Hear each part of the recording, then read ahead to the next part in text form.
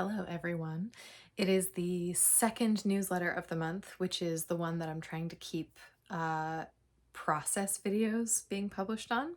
So this is exciting. Um, I love, love, love talking about my work, and this new comic that I gave you a little intro to last week. I mean, I don't know what to say. I just love it so much. I love where it's going. I love the concept. I love everything I'm working with. And as far as process goes, I thought I might actually share how I got started working on this, because I'm quite deep in after a year.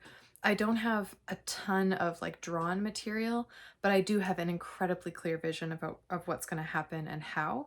The drawing actually feels um, like just the labor that will go into it. But for me, the process of making a new comic is always going to start in my mind, and it's going to stay in my mind for quite a long time before it actually becomes something. I think the notable exception there would be that Dumb, my first book, Dumb Living Without a Voice, published by Fantagraphics in 2018. That book actually documents me creating a story from my own life while it was happening. And so that's a different process entirely. Um, but even like short stories that I've written for people over time, like I have a story called Crypt Consciousness I did for The Believer, a little 10 reads of a good comic for Carte Blanche. Like there are just a few little short stories out there in the world.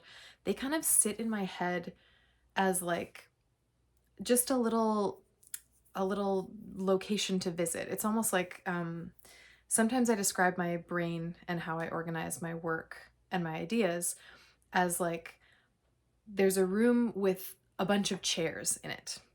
And those chairs for me are actually not even limited to comics. They're like all the hats I wear, all the roles that I fulfill, all the things I love doing.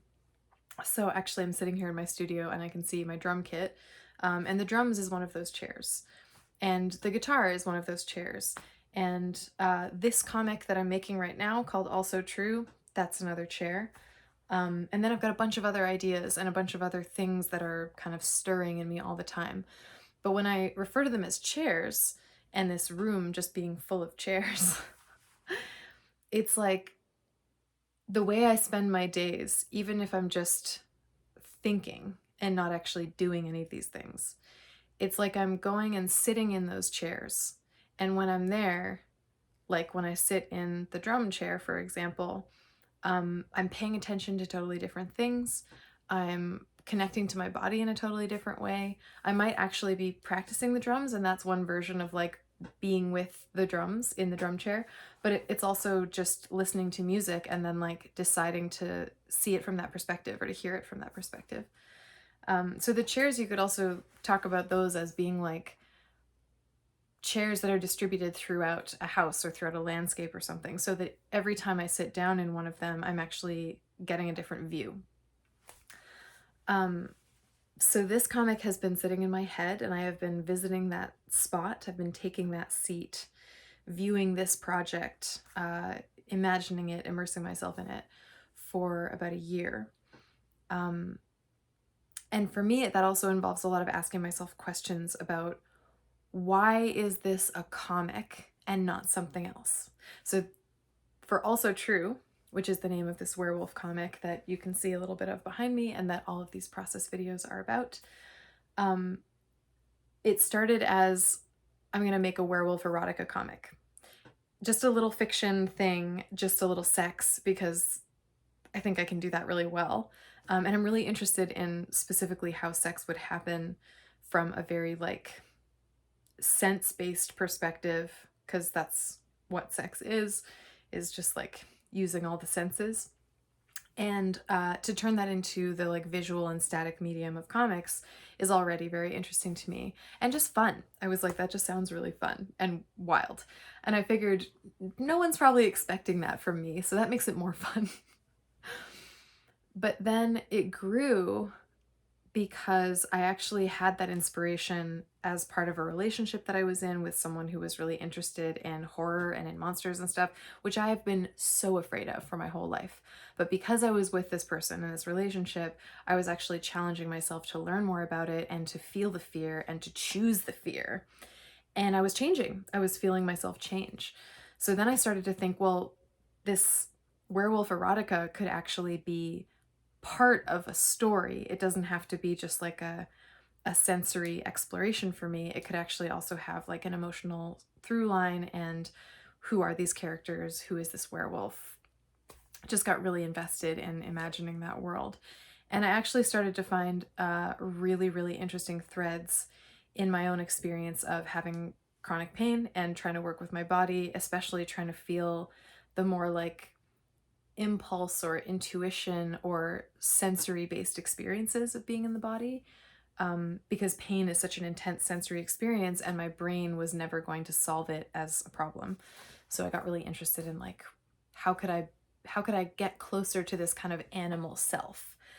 And pairing a chronically ill person who is trying to like find their most, I guess, natural state, or a state that's least inhibited by the structures of society, um, the same structures that the body is not working well with.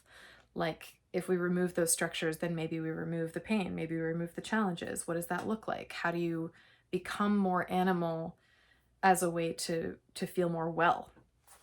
And thinking about that character interacting with a werewolf in a sexual way, just, I mean, maybe your brain is spinning off like mine did, because like, whoa, it gave me so many ideas. So just that's like a beautiful seed for a comic to be born from.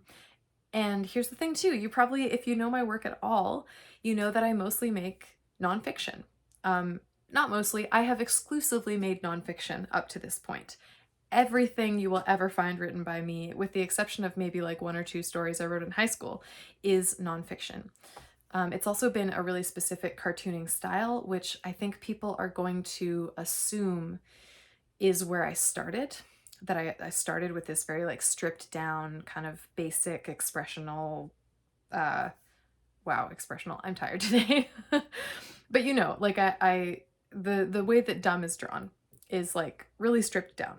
And I think people, especially people who recognize that in that book I was like getting back into drawing and learning to draw after a long time away, would think that that's my sort of like original style, and the style that I'm making this new comic in is like an evolution, or that I've gotten better or something. But the fact is, actually, I'm going back to the original way that I used to draw to get this done, because when I was a kid, I was obsessed with drawing, completely obsessed, like possibly autistic, definitely ADHD, special interest type obsessed. Like 8+ hours a day drawing just by myself, didn't want to hang out with kids, didn't want to talk to anybody, preferred to be like near people but not interacting with them so I could just draw and draw and draw. And especially when I got into high school, I was doing more like photorealistic drawing. It's really relaxing, honestly, to have like a photo of someone and just try to bring that photo into a drawn version of it, something that feels a bit more like alive or touched by my hand. So I actually was challenging myself in a completely new way when I started to make comics and use that stripped down style. That was like, I had never done it before. So this comic is one of the reasons that I ask myself, like, why is this a comic and not something else? Is so that I can identify what is interesting in like the aesthetic and in the medium for communicating the specific ideas that I have. So I mentioned this is a very like sensory oriented comic for lots of reasons, but one of them being one of the characters has chronic illness and pain, and that sensory experience is so unique. And it's so important. The senses are so important to someone who is not feeling well. So having this comic be so heavily leaning into like trying to convey senses, I really felt like pencil was the only way to get that done. And all of these like lush, like landscape moments, like having the land be a really, really present character and sort of holder, like context for everything that happens too, is vitally important to me. So when I have a comic kicking around my brain, I'm interested in the story, I'm interested in the themes. There might be questions that I want to pose over and over again in different ways, but ultimately I'm not going to actually start doing anything until I know, why is this a comic and not something else? Why it isn't like, what would it be if it was a novel? What would it be if it was a song? What would it be if I just did like a series of paintings and it wasn't actually this narrative? No, I have to like eliminate all of those things by finding the really interesting challenge of taking this idea and portraying it in comic form, because my interest lies in the struggle. You may know this about me if you know me at all. I love the hardest way to do things. It's the richest, it's the most interesting to me. I am so detail oriented. I want to like dig in, and I want to do something that I don't see anybody else doing, or that I see other people approaching, but I want to find my way of doing that thing. So this video is not including a lot of like my concrete process. This is the thinky process. Before everything starts to come out, I ask myself these questions like over and over until I find like what's the formal element that is going to make this sing as a comic? What's the question that is unanswerable that in comic form would have a different expression and a bunch of different answers? Because when I say something is unanswerable, I don't mean that there are 0 answers. I mean there are so many answers. So I'm doing that with this comic very much. I mean, there's a reason that it's called Also True. It's a reference to how many answers there are to every question. So that's my little update for this week. I am definitely going to be getting more concrete in the coming months because I am still dreaming of starting to publish this in June. It's not impossible, but life has been kicking my ass lately. Like really, truly, the last month has been something new every single day that has either been completely random or like transformational as a part of me. I don't know if you can tell, but I'm very tired right now, like very tired. So I will be hopefully more rested and have some more sort of work on, I was going to say under my belt. What I meant was finished. I'll have some more work finished by the time I get to TCAF at the end of the month. And oh my God, I am so excited to come to TCAF. I miss my people so much. I haven't been in that comics world, like fully immersed in it for years. And from the pandemic and even before, there are many, many people who are dear to me who will be there, who I haven't seen in so long, and I miss so much. So please come say hi to me if you're at TCAF. I'm so excited to be coming, and especially to be bringing my new teaching work, which is just giving me life. I'm so happy for it. Yeah, and this video could easily be me gushing for another 5 minutes, but I'm just gonna end it here so that you actually want to get to the end.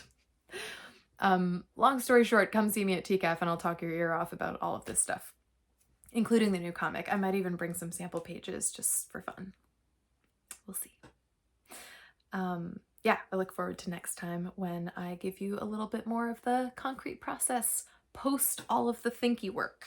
We're going to get into what do I do with all the thoughts once I have had so many of them that they must now come out and become a thing. So stay tuned. I'll see you in the next month. And in the meantime, have a great spring. It was actually sunny today. It was the best, the best. Okay, more sun for you and all of us.